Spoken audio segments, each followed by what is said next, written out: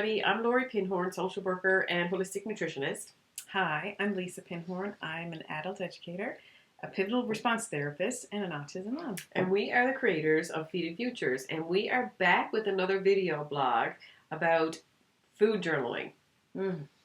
We love food journals. We love to see people's food journals. We get really jazzed up when we know the parents that we're working with, they're doing their food journals. And we searched around to find a really good food journal that helps parents kind of correlate and make the connection between food and mood. And we couldn't find one that we thought that was going to work really well for us and for our clients. So Lisa developed one, and I got to tell you, I've been looking at food journals for a long, long time, many, many years, and I really do truly believe that this is probably one of the best ones that I've ever seen. Well, thank you for starters. Well, first of all, none of them are ever long enough. No. And they don't do a really good job of talking about all of those core kind of, I call them anchor behaviors that we see with children with atypical neurology, meaning ADHD, autism, other kind of, pediatric mental illness stuff. Like I couldn't find anything that said even simple stuff like, well, how many times did they poop a day? Like I couldn't find anything that was food behavior. Yeah. So I had to go and write one. So we use our food journals, and the science shows us that if you're journaling anyhow, you don't have to have a state-of-the-art journal like we give our clients. You can actually just use an exercise book if you wanted to. But people who journal do better. And lots of times we're working with parents who are trying to make nutrition adjustments, or maybe you're starting new supplements, or maybe you're starting a new medication. And it's really, really difficult at the end of the day when your doctor says to you, well, how's this working? And sometimes we're like, I guess it's working okay, or maybe it's not, maybe it's really obvious. But sometimes there's such subtle changes that they go unnoticed. And so that's when your journal can be really, really powerful tool. Exactly. And sometimes there's also a dramatic change.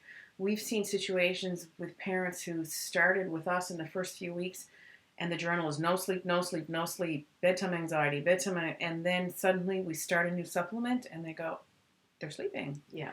And sometimes it's dramatic, or sometimes it's like, oh my gosh, Aunt Betty gave him a blue slushie, and the stimming went on for hours.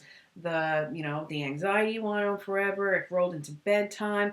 Sometimes that's sort of registering in the back of our brains, but when you write that on paper, it's really powerful learning experience for parents who are managing this every day. Yeah. It's just one more really kind of insightful tool to be able to have to learn to just get to know your child really well. Yeah, and a subtle change can be a really great change. So when your child has more moments of calmness and less moments of anxiety, even if it's subtle, like those are great things to celebrate, and we don't recognize them unless you're taking a really good look. Yeah, and the journaling really, it's 12 weeks every day. Sounds like a lot, but really it's not once you get into the habit of doing it, and we've seen people make some really wonderful observations about their children that they would never have seen without the journal. Yeah, so we are journal junkies. We love journaling, and this is our tip for you today. If you have decided that you might want to start connecting the dots between food and mood, food and sleep, food and poop, new medications, new supplements, then do yourself a favor and start writing it down. Exactly. And we also have people go, well, my kid only eats 5 things. It's going to be the same thing every day. Well, that's good. That's fine. Let's work. Yeah. But it's still something to start. It's something to start with your observations.